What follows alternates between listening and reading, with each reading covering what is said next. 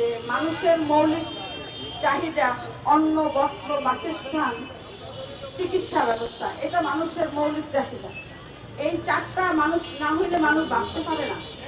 তো এই চারটার ভিতরে আমাদের সবকটাই শেষ করে দিয়েছেন আমাদের মাননীয় স্বাস্থ্যমন্ত্রী।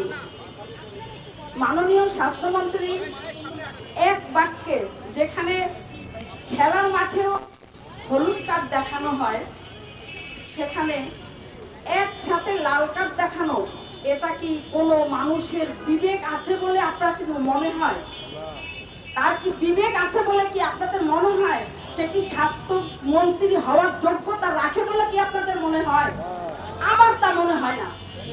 সে যে ক্ষমতায় আসছে স্বাস্থ্য ব্যবস্থা নিয়ে, সে সেই স্বাস্থ্য মানুষের যে চারটা মৌলিক অধিকার, চারটাই সে হরণ করে নিয়েছে এক বাক্যে। এবং সে অধ্যত্ব নিয়ে বলছে যে বাতিল করেছি তো করেছি, ওটা আর ফিরানো হবে না। এটা কি কোনো মানবতার মন্ত্রী? এটা কি কোনো মানুষের মন্ত্রী? এটা কি কোনো, এটা আপনার কি মনে হয়? আমার মনে হয় এখানে কোনো একটা ষড়যন্ত্রের গন্ধ পাচ্ছি। এটা একটা ষড়যন্ত্র গন্ধ যদি নাই পাইতাম, তাহলে আমি বলি যে আমাদের যখন সরকার আসছেন সেই পিলখানার বিচার কিন্তু হয় না। আমাদের এখানে জুলাইয়ের সনদ কিন্তু এখনো আমরা পাই নাই। তাহলে এরকম অনেক বিচার ঝুলে আছে।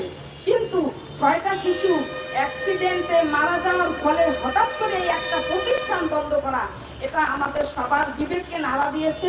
আমরা এখানে এই প্রতিবাদ জানাচ্ছি। আর সরকার বাহাদুরের কাছে আমরা বলছি, দয়া করে 8 দিনের লাইসেন্স ফেরত দেন। না হইলে যদি পড়াশোনা করেন অথবা করে নেন, এখন করেন নাই, এখন করেন বলছি, সূরা লাহাবের ভিতরে আবু লাহাবের যে অবস্থা হয়েছে, আপনি ঠিক মতোই আল্লাহ আপনাকে ছাড় দেবে, কিন্তু ছেড়ে দেবেন না।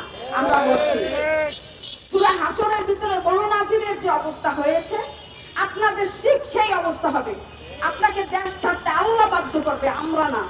আমরা অসহায় মানুষ আপনার কাছে দাবি জানাচ্ছি আবারও।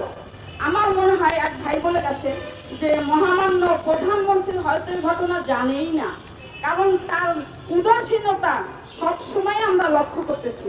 তো হয়তো বা সেই উদাসীনতার ভিতর থেকেই তারেক জিয়া এটা বুঝতে পারতেছে না যে জাতির কত বড় ক্ষতি হয়ে গেল 8 দিন হাসপাতাল বন্ধের কারণে।